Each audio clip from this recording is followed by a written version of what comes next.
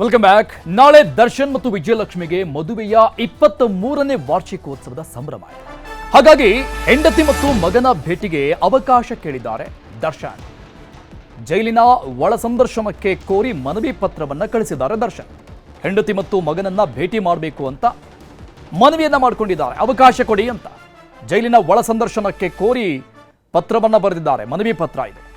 ಕೊಠಡಿಯ ಒಳಗೆ ಭೇಟಿ ಮಾಡೋಕೆ ಅವಕಾಶವನ್ನ ನೀಡುವಂತೆ ಮನವಿಯನ್ನ ಮಾಡಿಕೊಂಡಿದ್ದಾರೆ. ಅವರಿರುವಂತಹ ಸೆಲ್ ಒಳಗೆ ಪರಪ್ಪನ ಅಗ್ರಹಾರ ಜೈಲು ಅಧೀಕ್ಷಕ ಎಸ್ಪಿ ಅಂಶುಕುಮಾರ್ ಅವರಿಗೆ ಬರೆದಿರುವಂತಹ ಪತ್ರ ಇದು. ಮನವಿ ಪತ್ರ. ಪತ್ನಿ ಮಗನ ಭೇಟಿ ದರ್ಶನ್ಗೆ ಅವಕಾಶ ಸಿಗುತ್ತಾ ಇಲ್ವಾ ಅನ್ನೋದು ಪ್ರಶ್ನೆ. ಕಾನೂನಲ್ಲಿ ಇಂಥದ್ದಕ್ಕೆಲ್ಲ ಅವಕಾಶ ಇದೆಯಾ ಅನ್ನೋದು ಸದ್ಯಕ್ಕಿರುವಂತಹ ಪ್ರಶ್ನೆ. ಮೊನ್ನೆ ತಾನೇ ಅವರ ಬೇಲ್ ರಿಜೆಕ್ಟ್ ಆಗಿರುವಂಥದ್ದು ಸುಪ್ರೀಂ ಕೋರ್ಟಲ್ಲಿ. 1 ವರ್ಷಗಳ ಒಳಗಾಗಿ ಎಲ್ಲ ರೀತಿಯ ವಿಚಾರಣೆಗಳನ್ನು ನಡೆಸಬೇಕು ಅನ್ನುವಂತಹ ಅನೇಕ ಸೂಚನೆಗಳನ್ನು ಸುಪ್ರೀಂ ಕೋರ್ಟ್ ಕೊಟ್ಟಾಯಿತು. ಅಲ್ಲಿಗೆ 1 ವರ್ಷಗಳವರೆಗೂ ದರ್ಶನ್ ಬೇಲ್ ಅನ್ನುವಂಥದ್ರಿಂದ ದೂರ ಇರಬೇಕು ಅನ್ನುವಂಥ ಪರಿಸ್ಥಿತಿ ನಿರ್ಮಾಣ ಆಗಿದೆ. ಅದಾದ ನಂತರದಲ್ಲಿ ಮತ್ತೊಂದು ಮನವಿ ಪತ್ರ ಈಗ ಜೈಲು ಅಧೀಕ್ಷಕರಿಗೆ ಬರೆದಿರುವಂಥದ್ದು. ಅವರ ಮದುವೆಯ ವಾರ್ಷಿಕೋತ್ಸವ 23ನೇ ವರ್ಷದ್ದು. ಸೊ ಇದಕ್ಕಾಗಿ ಅವರ ಮಗ ವಿನೀಶ್ ಮತ್ತು ಹೆಂಡತಿ ವಿಜಯಲಕ್ಷ್ಮಿ ಅವರನ್ನ ಭೇಟಿ ಆಗಬೇಕು ಅಂತ ಕೋರಿ ಬರೆದಿರುವಂತಹ ಪತ್ರ ಇದು.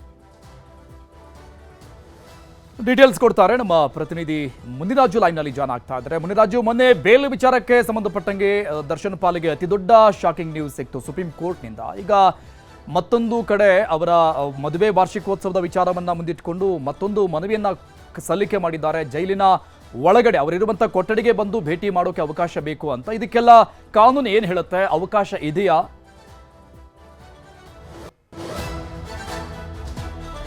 ಅರುಣ್, ಈಗ ದರ್ಶನ್ ಮತ್ತೊಂದು ಹೊಸ ಹೆಜ್ಜೆಯನ್ನ ಇಟ್ಟಿರೋದು. ಏನು ಇಷ್ಟು ದಿನ ಕಾನೂನು ಹೋರಾಟವನ್ನ ಮಾಡ್ತಾ ಇದ್ರು, ಕೋರ್ಟ್ನಲ್ಲಿ ಅರ್ಜಿಯನ್ನು ಸಲ್ಲಿಕೆ ಮಾಡಿ ತನಗೆ ಬೇಕಾದ ಒಂದು ಸವಲತ್ತುಗಳನ್ನ ಪಡೆಯೋದಕ್ಕೆ ಒಂದು ಕಾನೂನು ಹೋರಾಟಕ್ಕೆ ಮುಂದಾಗ್ತಾ ಇದ್ರು. ಆದ್ರೆ ಈ ಬಾರಿ ಜೈಲು ಅಧಿಕಾರಿಗಳಿಗೆ ಒಂದು ಮನವಿ ಪತ್ರವನ್ನು ಕೊಟ್ಟು ಏನು ಒಳ ಸಂದರ್ಶನಕ್ಕೆ ಒಂದು ಅವಕಾಶವನ್ನು ಕೊಡಬೇಕು ಅಂತೇಳಿ ಈಗ ಒಂದು ಮನವಿಯನ್ನು ಕೂಡ ಮಾಡ್ಕೊಂಡಿದ್ದಾರೆ. ಏನು ಇನ್ನು ನಾಳೆ ಏನು ಅವರ ವಿವಾಹ ವಾರ್ಷಿಕೋತ್ಸವ ಇದೆ. ಈ ಸಲುವಾಗಿ ತನ್ನ ಮಗ ಮತ್ತೆ ಪತ್ನಿಯನ್ನ ಜೈಲಿನ ಒಂದು ಒಳ ಸಂದರ್ಶನದಲ್ಲಿ ಭೇಟಿ ಆಗೋದಕ್ಕೆ ಒಂದು ಅವಕಾಶವನ್ನ ಮಾಡಿಕೊಡ್ಬೇಕು ಅಂತೇಳಿ ಈಗ ಜೈಲಿನ ಸೂಪರಿಂಟೆಂಡೆಂಟ್ ಅವರಿಗೆ ಒಂದು ಪತ್ರವನ್ನು ಕೂಡ ಕೊಟ್ಟಿರುವುದು. ಆ ಒಂದು ಪತ್ರದ ಬಗ್ಗೆ ಈಗ ಜೈಲಿನ ಕಾರಾಗೃಹ ಇಲಾಖೆ ಅಧಿಕಾರಿಗಳು ಕೂಡ ಒಂದು ಚರ್ಚೆನ ಮಾಡೋದಕ್ಕೆ ಮುಂದಾಗ್ತಾ ಇದ್ದಾರೆ. ಯಾಕಂದ್ರೆ ಜೈಲಿನ ಮ್ಯಾನ್ಯುಯಲ್ ಪ್ರಕಾರವಾಗಿ ಏನು ವಿಚಾರಣಾ ದಿನ ಕೈದಿಗೆ ಒಳ ಸಂದರ್ಶನಕ್ಕೆ ಅವಕಾಶ ಇದೆಯಾ ಇಲ್ವಾ ಅನ್ನೋದ್ರ ಬಗ್ಗೆ ಕೂಡ ಚರ್ಚೆನ ಮಾಡಿ ಆನಂತರ ಒಂದು ತೀರ್ಮಾನವನ್ನು ಕೈಗೊಳ್ಳೋದಕ್ಕೆ ಇವತ್ತು ಮುಂದಾಗ್ತಾ ಇದ್ದಾರೆ. ಆ ಸಲುವಾಗಿ ಈಗ ಜೈಲಿನ ಅಧೀಕ್ಷಕರು ಮತ್ತೆ ಅಲ್ಲಿರುವಂತಹ ಒಂದು ಹಿರಿಯ ಅಧಿಕಾರಿಗಳೇನಿದ್ರೆ ಅವರು ಇವತ್ತು ಸಭೆಯನ್ನ ಮಾಡಿದ್ರ ಬಗ್ಗೆ ನಿರ್ಧಾರವನ್ನು ಕೈಗೊಳ್ಳುವಂತ ಸಾಧ್ಯತೆಗಳು ಕೂಡ ಇರೋದು. ಏನು ನಟ ದರ್ಶನ್ ಈ ಒಂದು ವಿಚಾರಕ್ಕೆ ಸಂಬಂಧಪಟ್ಟಂತೆ ಸೆಷನ್ ಕೋರ್ಟ್ ನಲ್ಲಿ ಕೂಡ ಒಂದು ಅರ್ಜಿಯನ್ನ ಸಲ್ಲಿಕೆ ಮಾಡಿದ್ರು. ಒಳ ಸಂದರ್ಶನಕ್ಕೆ ಅವಕಾಶವನ್ನು ಮಾಡಿಕೊಡ್ಬೇಕು ಅಂತೇಳಿ ಒಂದು ಮನವಿಯನ್ನು ಕೂಡ ಮಾಡಿಕೊಂಡಿದ್ರು. ಆದ್ರೆ ಕೋರ್ಟ್ ನಲ್ಲಿ ಪದೇ ಪದೇ ಹಿನ್ನಡೆ ಆದ ಹಿನ್ನೆಲೆಯಲ್ಲಿ ಈಗ ಜೈಲಿನ ಅಧಿಕಾರಿಗಳಿಗೆ ಒಂದು ಮನವಿಯನ್ನು ಕೂಡ ಮಾಡಿಕೊಳ್ತಾ ಇರೋದು. ಮತ್ತೆ ಇದೇ ಸಂದರ್ಭದಲ್ಲಿ ಏನು ದರ್ಶನ್ ಪತ್ನಿ ವಿಜಯಲಕ್ಷ್ಮಿ ಕೂಡ ಏನು ಕಾರಾಗೃಹ ಇಲಾಖೆ ಡಿಜಿಪಿ ಅವರನ್ನು ಕೂಡ ಭೇಟಿ ಮಾಡಿ ಅಲ್ಲಿ ಕೂಡ ಒಂದು ಮನವಿಯನ್ನ ಮಾಡಿಕೊಂಡಿದ್ದಾರೆ. ಅವರು ಕೂಡ ಏನು ಜೈಲಿನಲ್ಲಿ ಒಂದು ಒಳ ಸಂದರ್ಶನಕ್ಕೆ ಒಂದು ಅವಕಾಶವನ್ನು ಮಾಡಿಕೊಡ್ಬೇಕು ಅಂತೇಳಿ ಅವರು ಕೂಡ ಮನವಿಯನ್ನ ಮಾಡಿಕೊಂಡಿರೋದು. ಅದರಿಂದ ಈಗ ಕಾರಾಗೃಹ ಇಲಾಖೆ ಅಧಿಕಾರಿಗಳು ಇದ್ರ ಬಗ್ಗೆ ಚರ್ಚೆನ ಮಾಡಿ ಯಾವ ರೀತಿ ನಿರ್ಧಾರವನ್ನ ಕೈಗೊಳ್ತಾರೆ ಅನ್ನೋದು ಕೂಡ ಇವತ್ತು ಸಂಜೆ ವೇಳೆಗೆ ಗೊತ್ತಾಗುತ್ತೆ. ಬಹುಶಃ ನಾಳೆ ಅವರ ಒಂದು ಏನು ವಿವಾಹ ವಾರ್ಷಿಕೋತ್ಸವ ಇದೆ, ಆ ಒಂದು ಸಲುವಾಗಿ ನಾಳೆ ಅವರಿಗೆ ಒಳ ಸಂದರ್ಶನಕ್ಕೆ ಭೇಟಿಗೆ ಒಂದು ಅವಕಾಶ ಸಿಗುತ್ತಾ ಇಲ್ಲೋದು ಅನ್ನೋದ್ರ ಬಗ್ಗೆ ಇವತ್ತು ಸಂಜೆ ಒಳಗಡೆ ಒಂದು ತೀರ್ಮಾನ ಕೂಡ ಜೈಲಿನ ಅಧಿಕಾರಿಗಳು ಮಾಡ್ತಾರೆ. ಅರುಣ್, ಓಕೆ. ಮುನಿರಾಜು, ಈಗ ದರ್ಶನ್ ಪತ್ರವನ್ನ ಬರೆದಿರುವಂತದ್ದು ಜೈಲು ಅಧೀಕ್ಷಕರಿಗೆ ಎಸ್ಪಿ ಅಂಶುಕುಮಾರ್ ಅವರಿಗೆ. ಸೊ ಅವರೇ ಈ ನಿರ್ಧಾರವನ್ನ ತೆಗೆದುಕೊಳ್ಳುವಂತಹ ಸಾಧ್ಯತೆ ಇರುತ್ತಾ? ತೆಗೆದುಕೊಳ್ಳಬಹುದಾ? ಅದಕ್ಕೆ ಚಾನ್ಸಸ್ ಇದೆಯಾ? ಅಥವಾ ಆ ಹಿರಿಯ ಅಧಿಕಾರಿಗಳು ಕೋರ್ಟ್ ಮೊರೆ ಹೋಗಿ ಕೋರ್ಟ್ನ ಅನುಮತಿಯನ್ನು ಕೇಳಿ ಇಂಥದಕ್ಕೆಲ್ಲ ಚಾನ್ಸ್ ಕೊಡುವಂತ ಸಾಧ್ಯತೆಗಳಿದೆಯಾ? ಹೇಗೆ ಅರುಣ್, ಯಾವುದೇ ಒಂದು ಏನು ಆರೋಪಿ ಅಥವಾ ಅಪರಾಧಿಗಳು ಏನಾದರೂ ಒಂದು ಮನವಿಯನ್ನ ಮಾಡಿಕೊಂಡಾಗ ಅದು ಕಾನೂನು ಬದ್ಧವಾಗಿ ಅಂದ್ರೆ ಜೈಲಿನ ಮ್ಯಾನ್ಯುಯಲ್ ಪ್ರಕಾರ ಅದಕ್ಕೆ ಕೊಡೋದಕ್ಕೆ ಅವಕಾಶ ಇದೆ ಅಂತಂದ್ರೆ ಅದು ಜೈಲಿನ ಅಧೀಕ್ಷಕರು ಕೂಡ ಕೆಲವು ತೀರ್ಮಾನಗಳನ್ನ ತೆಗೆದುಕೊಳ್ಳೋದಕ್ಕೆ ಒಂದು ಅವಕಾಶ ಕೂಡ ಇದೆ.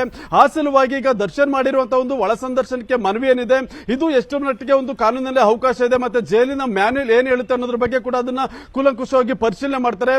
ಮತ್ತೆ ತಮ್ಮ ಇಲಾಖೆ ಹಿರಿಯ ಅಧಿಕಾರಿಗಳ ಜೊತೆ ಕೂಡ ಚರ್ಚೆ ಮಾಡಿ ಅವರಿಂದಲೂ ಕೂಡ ಒಂದು ಕಾನೂನಾತ್ಮಕವಾಗಿ ಒಂದು ಒಪ್ಪಿಗೆ ಪತ್ರವನ್ನು ಕೂಡ ಪಡ್ಕೊಳ್ತಾರೆ.